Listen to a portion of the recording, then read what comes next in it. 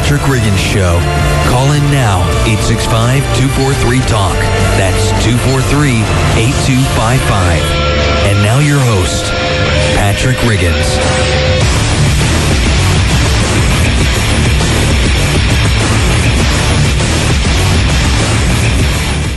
Welcome to the Patrick Riggins Show, the rebellious show of the airwaves.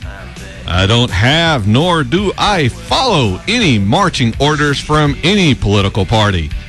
I don't have handlers or advisors telling me what to say or do.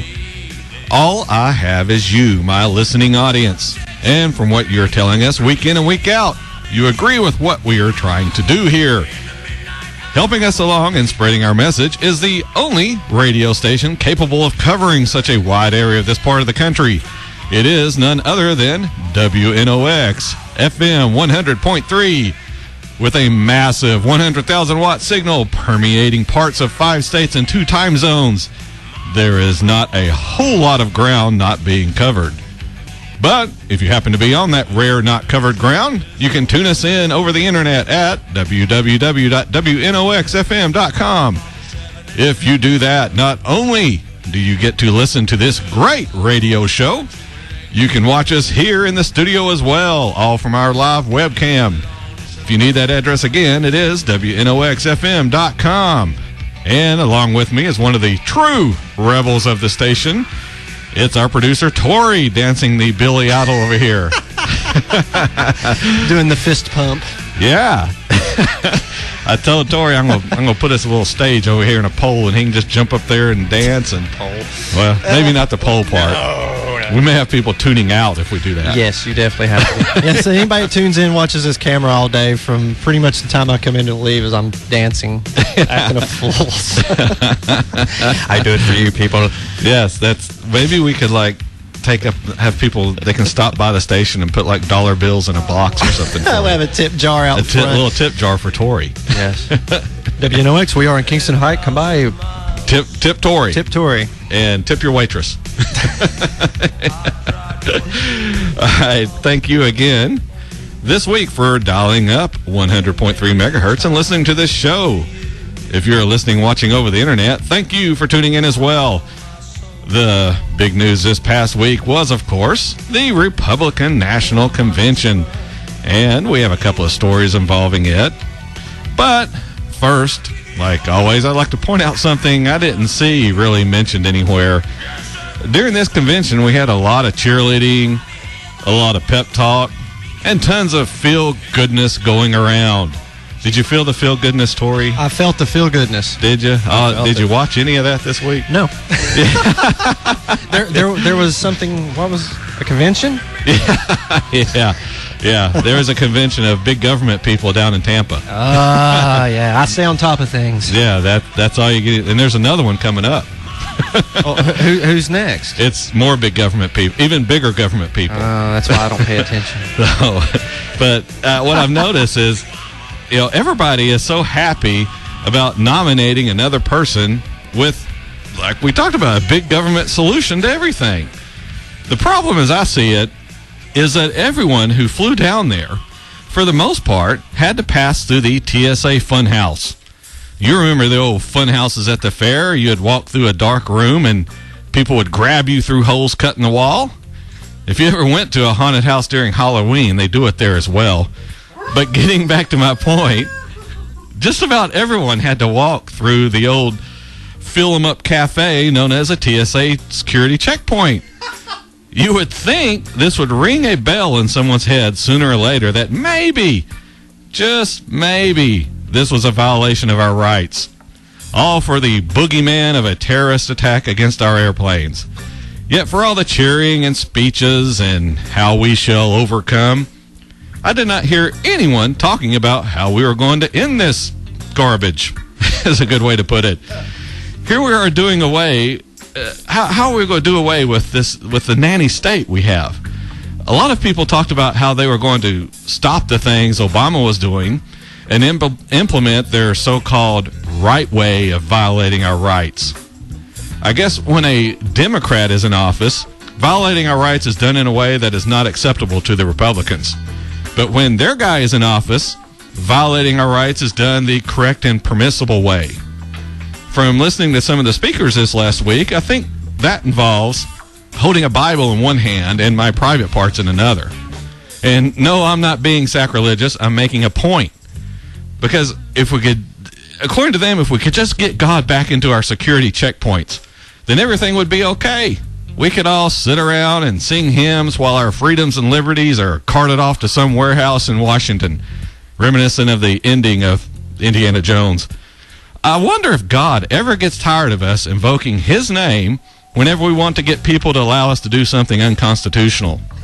It is really interesting how he always agrees with the side that is making that argument. I think he probably finds it humorous when he says, I stand at the door and knock. While we here on earth, thinking we know better than he does how to do things, rely on the kick in the door and make sure you're doing what we say you should method of compliance.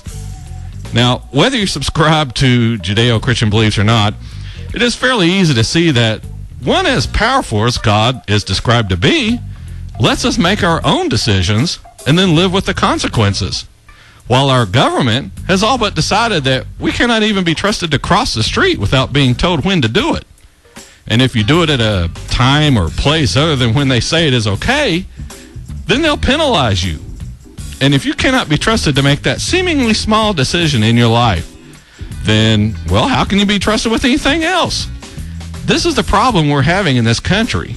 We have a bunch of people in Washington, both elected and unelected, that want to tell the rest of us what to do, when to do it, and even how to do it.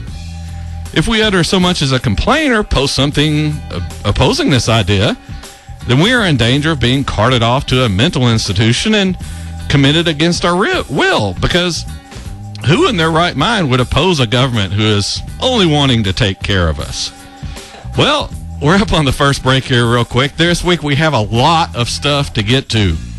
And if any of it offends you, well, maybe you needed it. We'll be right back. This is Patrick Riggins with The Patrick Riggins Show.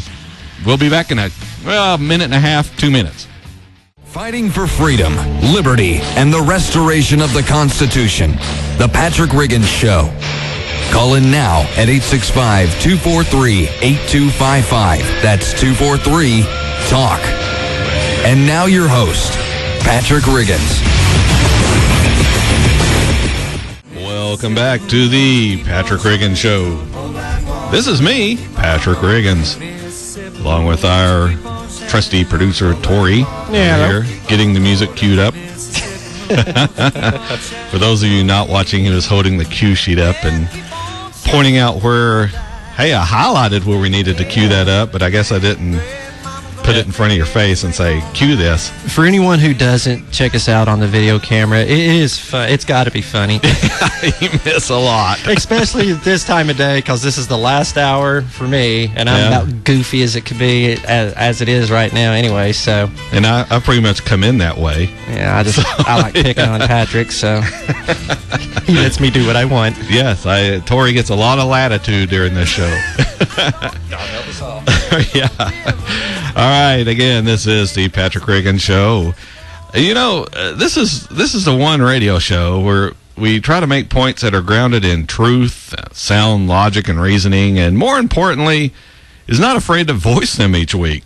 Last week, we're just going to hit this kind of real quickly. I delved into a little bit of controversy when you have me up over here, Tori. Okay, when I said this, here's a clip of it. I would like to relate this back to this rash of shootings we've had recently. The problem isn't guns, as some gun control people have said as they try and take advantage of a bad situation. I think the problem is the sensationalizing of these events when they occur. So, what did we get happening this last Friday? In case you didn't catch the news, there was another shooting. This one was in New Jersey by an employee of a store. He killed 2 other employees and then killed himself. And what had he written about? Quote, I'm starting to see why people go on killing sprees, unquote. Of course, I addressed this during the show last week as well. What does all this attention do? Why, it shows all the other potential idiots out there that if they want to be famous, this is a real good way to achieve it. For a person who is not wired correctly mentally, this is the ultimate enticement. The same thing has been demonstrated to occur with suicides. So much so that it has been given a name, the Werther effect. When one suicide leads to others done in the same fashion as the first, it's called a suicide contagion.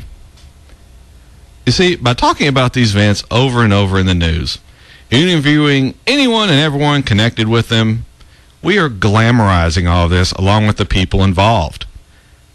Personally, I think this borders on journalistic irresponsibility, as I noted in this clip. By sensationalizing the event is not some of the blood of the people hurt or killed by the next psycho on the hands of the news media. I would argue that it is, because they are encouraging the next person who seeks infamy via the 24/7 news cycle. Of course, that should be seeks infamy, I guess. Nowhere else did you hear anyone drawing this comparison. That's because this is the only show with me, Patrick Riggins, who sees these types of parallels and isn't afraid to state them on the air. As I said in the introduction at the start of this show, I don't answer to any political advisors. I don't answer to any handler or policy types who would push me to be politically correct. That's because if I did that, I would be shortchanging you, the listening audience. And I refuse to do that. I have more respect for you than that. And you expect more from me than you do other run-of-the-mill show hosts, even the national ones.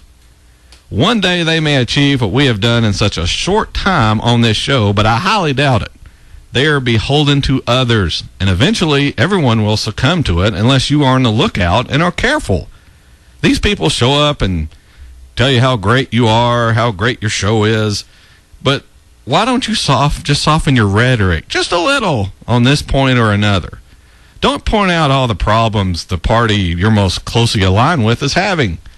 Don't keep saying how there really is no difference between the two major parties. Incredibly, a lot of hosts are corrupted by these influences and start making excuses for the candidates they support. They get defensive about them. They don't like it when you point to their past voting record and ask if they have really changed, or are they just saying what they need in order to get elected? Over this past week with the Republican convention and with the coming Democrat one, we have a big hoopla about how this person or that person is going to save the country. I got news for you. Our country, if not already lost, is almost there. We cannot survive the debt we have piled up. We are going to have to default or go into hyperinflation some point in the future. We have counties, cities, and states going bankrupt. And when our country can no longer borrow at a reasonable interest rate, we are going the same way with bankruptcy, but just at a country level as well. All this singing and laughing, joking around is not going to be so funny then. Unfortunately, a large part of the population is going to be caught like a deer in headlights. They're going to wonder what happened and how things got this bad so quickly. People, though, like listeners to this show, will not be in that group. You can point to the many, many times the argument was made for reducing spending and how the establishment parties laughed. The reason they are laughing, though, is because it isn't going to hit them half as hard as it will hit the rest of the country. You see, their stuff, it's all paid for. Their houses, their cars, their yachts. Plus, they have either taken a good portion of their money out of the country and or converted it to solid assets. So when the dollar crashes, they won't be left holding much of that useless paper, unlike you. When our currency finally stabilizes again, they'll just cash in their solid assets for the newly issued dollars, or whatever we'll call them, and probably at a better rate than when they cashed out, putting them that much further ahead. But I'm not here to talk class warfare. Much the opposite. I'm just explaining why no one in the upper levels of society is really that worried about the things you are worried about. And if they are worried about it, you can bet they aren't interested in changing things. The solution is to remove these people from their positions of power. And the way to do that is through Congress. Get people elected who will worry about the debt, worry about bureaucrats who are taking away our rights and freedoms with rules and regulations put in force without any sort of congressional vote. Representatives who will end the Federal Reserve. If you don't know why that should happen, just Google Federal Reserve and Ron Paul. You'll get more information about how this corrupt organization is ruining the dollar and our purchasing power. And no, this isn't conspiracy theory. It is fact. I know a lot of times you hear on the radio, you hear hosts talking about the Federal Reserve like it is some sort of sinister organization bent on taking over this country. It's really not. What is happening is what you do every day. People are dealing in their own best self-interest. It just happens that the best self-interest of the Federal Reserve and your best self-interest are not always the same. Unfortunately for you, they have the power and you don't.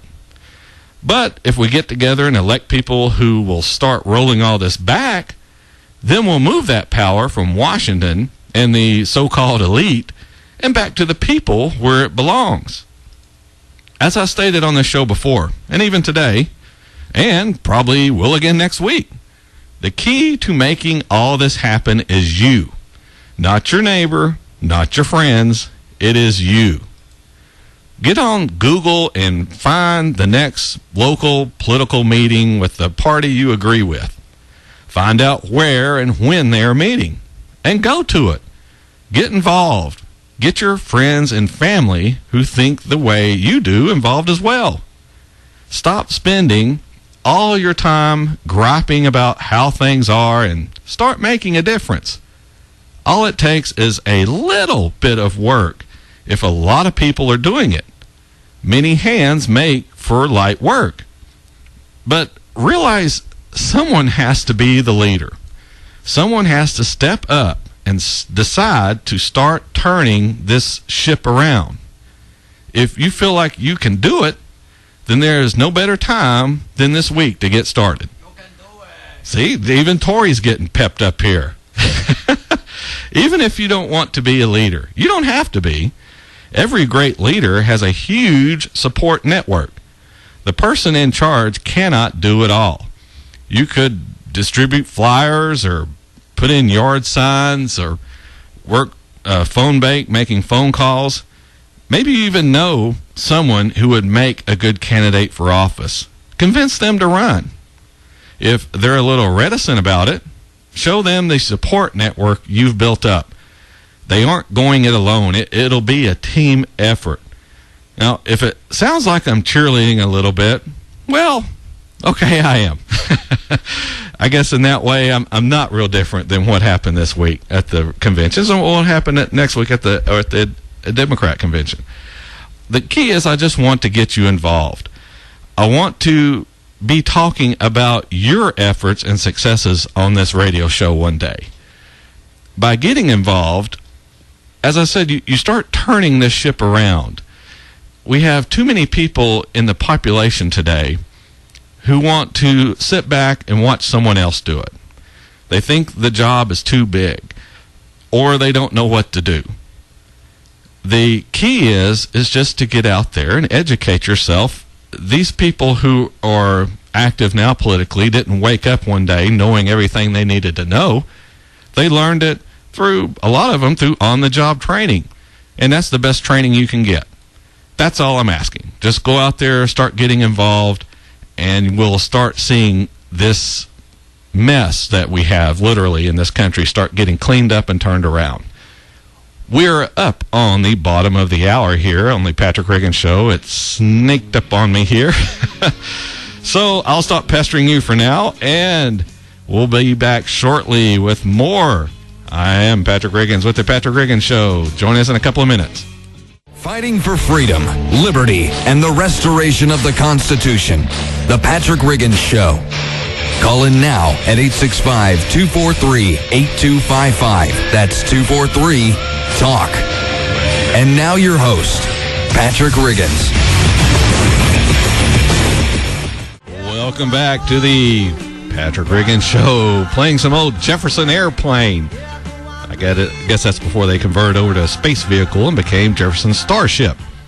Sometimes I get people asking me why I play so much music on this show. It's because... Patrick, why do you play so much music on this show? Thank you, Tori. I wasn't ready for that one. You can get that microphone up quick, though. It's because I like music, and so does Tori. Tori plays music. Yes.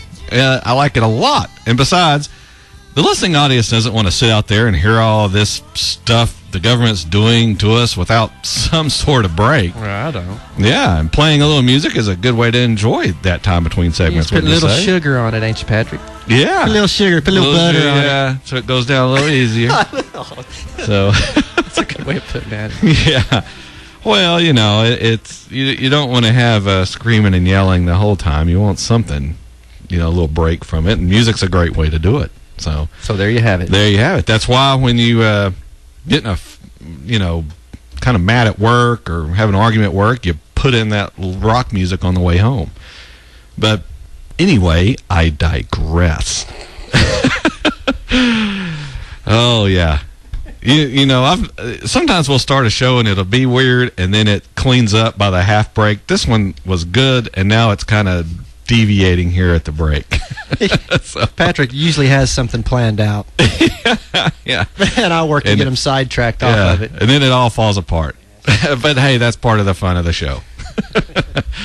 All right. Anyway, the Republicans this week had their convention, albeit a shortened one because of the bullying by the media to cut it short or just outright cancel it. That's really no surprise, as the Republican leadership are all a bunch of scared little wimpy pansies worried about whether the talking heads in the news media like them or not. I'd hate to have to depend on one of these guys to have my back during a fight. They'd be the one that the big tough talking guy until someone threw a punch. Then they'd be the first one out the door, leaving you standing there by yourself. Wouldn't you say that, Tori? Yeah, they're the ones talking loud till something happens. But anyway, getting back to the story, the Republican leadership is so scared of the libertarian side of the party that they implemented a new rule at the convention to stop people like the Ron Paul supporters or other grassroots activists like the Tea Party from having any say in the nominating process. The new rule states that there are no more free delegates who can pick and choose for whom they want to vote. It also states that once a delegate is elected by the people of that state, let's say the National Party and the candidate decide they don't want them to serve as a delegate, well, they can be replaced. The goal of this rule is to prevent anyone other than the establishment's chosen candidate from being able to be picked and possibly give their chosen guy a run for their money. And if you, at the state level, elect delegates the national establishment people don't agree with, they're just going to reappoint substitutes that will toe the establishment's line. Before the vote on the new rule, the delegates from Rhode Island and Virginia were on a bus to the convention from their hotel, but the driver refused to stop and instead circled the parking lot until the vote inside had been taken. The goal was not to keep the majority of the riders on that bus out of the convention, but to keep one of them, Mr. Morton Blackwell, keep him out. He is a member of the Republican Rules Committee and a big opponent to the rules change. Now, the RNC had a vote on the matter of whether to adopt this version of the rule, and we have that audio. Here it is. The question is on the adoption of the resolution. All those in favor signify by saying aye. All those opposed, no. Any other chair, the ayes have it. The resolution is adopted. Without objection, the motion reconsidered is laid on the table. Okay, listen to the vote again. Here are the ayes. Here are the noes. They sound identical to me. I've run this over and over through an audio analysis program and get the same reading. But the chair, who was the Speaker of the House, John Boehner, stated the ayes have it. There is also a video of the teleprompter on YouTube that Speaker Boehner was using, which showed no matter what the outcome, the text read, the ayes have it, demonstrating they really did not care what everyone voted. They already were going to have a rule change whether you liked it or not. If you think this sounds like something out of a totalitarian's handbook, you'd be right. What they are saying is you can vote for whomever you want as long as it is their candidate. And thinking about it, Saddam Hussein used to run his party and country much the same way, along with all the other totalitarian leaders in their states. This is why I say over and over, there is not a whole lot of difference between the two parties. They both lust for power and want more of it. They both want to run your life because they think, they know they can do it better than you can. This rule change demonstrates that more clearly than anything else could. You cannot be trusted to pick the right person. If you vote for the wrong candidate in the party primaries, as they see it, then they will throw out your elected person and put their own in. Yeah, that sounds just like a representative election to me. If they cannot even run their party in a representative fashion, what makes you think they are going to run the government any differently? Now, if you want to hear that vote again, I'll play it again real quick for you. This was the ayes. Okay, this was the noes. So, why did the Republican leaders act the way they did? Because deep down, they are all big government people, just like the Democrats. At that level, everyone is pro-big government, no matter the party. The only reason they want to win elections is so that they can be in power, not to make any changes, because changes are never made. Do you ever wonder why politicians never deliver on their promises to cut spending? Because they don't agree with it. They know you, the taxpayer, does, but they sure don't. Why do you think that is? It's because money is power, and 99.9% of the people going into government want that power. So cutting spending cuts their power, the very reason they were getting into government in the first place. Both parties will tell you electing the other person will result in doom and gloom for the country, when in reality, they are both screwing us over. Both parties are robbing the American people of our money, our dignity, and most importantly, our freedom. When people ask me for whom they should vote for president, I always tell them it doesn't matter. Concentrate on Congress. That is where we can make a difference. Kick these bums out that are trying to squelch the voices of the people. I don't give a flip what letter is after their name. Kick them out. Both Republicans and Democrats, they are screwing us over. And don't tell me it isn't your guy or gal in Congress doing it. I love talking to these hypocrites. They'll tell you how much money Congress wastes, how we need to get people off welfare and back to work. But keep talking to them and ask them about their representative. They'll start telling you how wonderful their congressman is. They'll even have a little story like, 2 years ago, I got turned down, or my grandmother got turned down for disability, but then they called their congressman's office and got it approved. Isn't that great? Their representative really worked to help them out. When I hear that, I just want to slap these people and say, look, if you don't want to support yourself or your grandmother or whoever, at least have the courtesy to ask me for the money instead of sending some government thug to take it at the point of a gun. These people are no better than the politicians they elect. They talk a good game, but when it comes time to play, they want their pork barrel project or their disability or their welfare check or some other form of governmental aid. Sure, everyone else is ripping off the taxpayers of this country, but it's okay when they do it. They need that government check. Their circumstances are different. Oh, we're coming up on a break again here. We'll have to cut that little thing short here on the Patrick Riggins Show. Time just flies by on this show. It's because we have so much to pack into 1 hour. It's really hard to get in.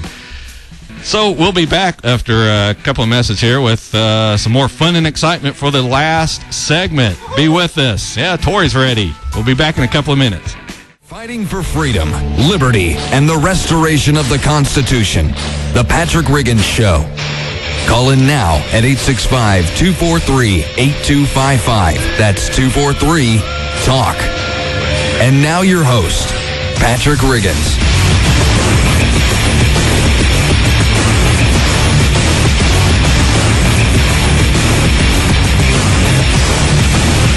Welcome back to the Patrick Riggins Show. This is Patrick Riggins, and we're in the last segment of the show, and I want to get to this real quick before the end of the show. Unlike a lot of radio shows, I don't sit here and talk about things I don't do myself. And one of my favorite places to go, where would you think that would be, Tori? One of your favorite places to go? Here, I'll let you read it. Oh, well, I was just going to come up with some smart aleck answer. Oh, it doesn't involve a strip club. Oh. Was that the answer? Yes. Oh, no, it's that place right there. The Confectionista's Kitchen. Did I pronounce that right? Yeah, that's right. That's where I like to go. I had a problem even pronouncing that. Yeah. I can't read that. It's a highfalutin word's what it is. Well, it's a highfalutin place, though. I mean, they got great food. Highfalutin place. I meant that in a good way. Yeah. Well, now I'll get a phone call on Tuesday because they'll be closed Monday. I honestly did mean it in a good way. But yes, the Confectionista's Kitchen. Now, this place is one of the best bakeries I've ever been to. If you get a chance, you need to stop by down there and look around. They are located at 7355 Chapman Highway, which is in the Chapman Plaza Shopping Center. And that shopping center is located just north of where John Sevier Highway crosses Chapman Highway. These guys have everything. They have cupcakes, cookies, cake pops. Heck, they can make a custom cake however you want it. You can order it in any shape you want. It's really only limited by your imagination. Is that your stomach growling, or is? I said they do have cake. They have cakes, right? Cake, yeah, cupcakes. Cake-shaped cakes. Cake. They'll make a cake that looks shaped like a cake, and you'll swear it's a cake. You look at it, and you'd swear that's a cake you're looking at. But if you want to see some of the stuff they do, you can go to facebook.com/confectionistas. Now, with football starting, they can put together a fantastic dessert for your game day meal. And as I said, if you want to shape a football, they can do that. Or they can even make you a field and goalposts if you want. Or as Tori says, they can make a cake-shaped cake. Or a cupcake-shaped cupcake. It's amazing what they do over there. But for all your tailgating and everything. Sure, yeah. Definitely good place to go. That place, again, is Confectionista's Kitchen in Chapman Plaza Shopping Center. You can stop in or give them a call. Now, of course, they're not open today, and they're not going to be open tomorrow because I read that on their Facebook page at facebook.com/confectionistas. It's Labor Day tomorrow. So. And it's Labor Day, so I guess they're not laboring. I'm not either. Yeah. I'll be lucky to get out of bed. I will probably be laboring. But anyway, you want to give them a call. Their number is 255-6805. Of course, that's 865-255-6805. That's a Confectionista's Kitchen over there on Chapman Highway. They are artfully delicious. What else is over there on Chapman Highway, Tori? The place you like? On Chapman Highway, they got the Disc Exchange. The Disc Exchange, exactly. All that stuff down there toward the Henley Street Bridge. Everybody out there knows what I'm talking about. All the South Knoxville places that desperately need your business. If you get a chance, please go down there. Not only Disc Exchange, there's all kinds of businesses down through Chapman Highway and South Knoxville that really need it until the bridge. Well, even after the bridge, but you know what I mean. That was a whole conspiracy, by the downtown merchants. Yeah. Was to knock that bridge out. Yes. Conspiracy from the West Knoxville people. That's what it is. Joking. All those people out in Turkey Creek. I live in Sevier County. So. All right. Real quickly here, this is the last segment. And I wanted to hit this real quick. I've had this story I've brought in for a couple of weeks here. And it's one of our favorite people, the TSA. They've been using this body scanning technology, and you might not have known this, but it's without government oversight. for more than a year now. This is in clear violation of the D.C. Circuit Court of Appeals ruling that stated TSA needed to create comprehensive rules for using these body scanners. Well, the TSA just decided they're going to ignore the ruling, as government agencies often do when they don't want to follow the law. But now the same court is demanding the TSA establish some regulation in the use of this body scanning technology because they're not real sure what it could be doing to you. Of course, my solution is this: why don't we just get rid of this massive privacy invasion to begin with? We can't do that. No, we got a war on terror. No, for our safety. It's for our safety. We will kill you to protect you. Yeah, we're giving you cancer, but you'll be able to fly to New Orleans for safe. for the flooding.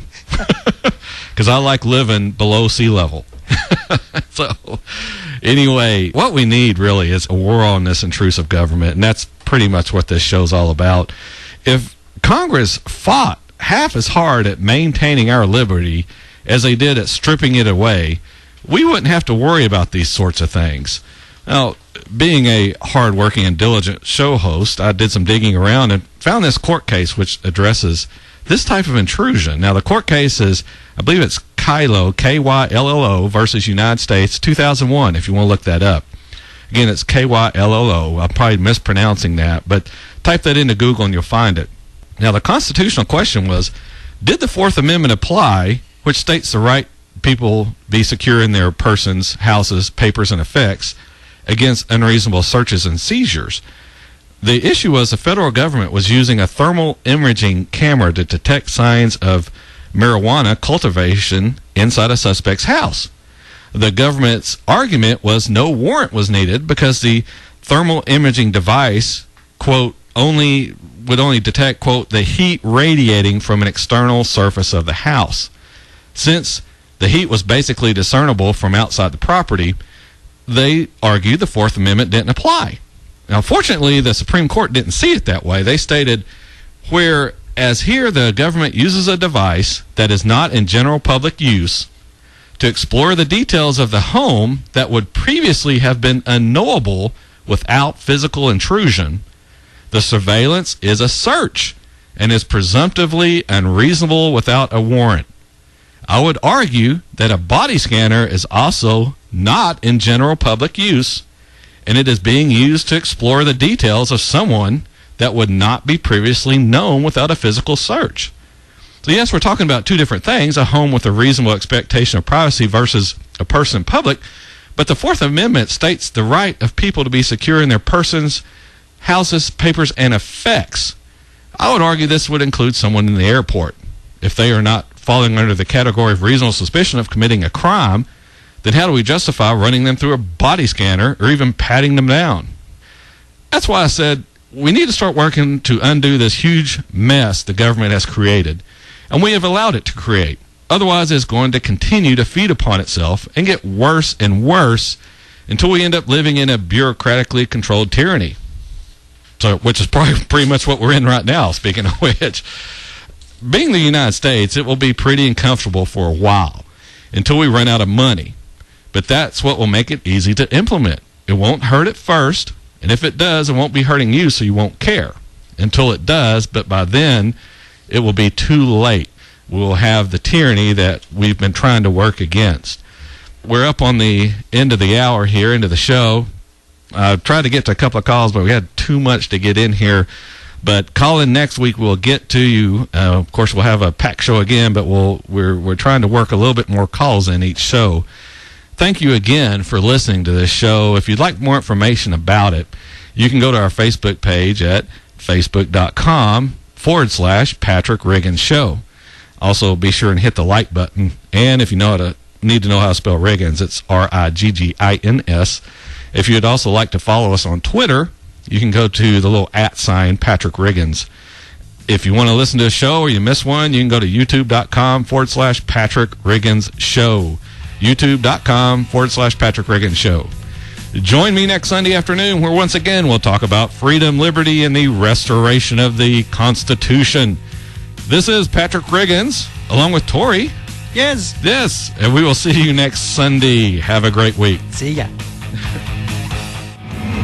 Join us again next week for a solid dose of truth on The Patrick Riggins Show, every Sunday from 4 to 5 p.m. Be there.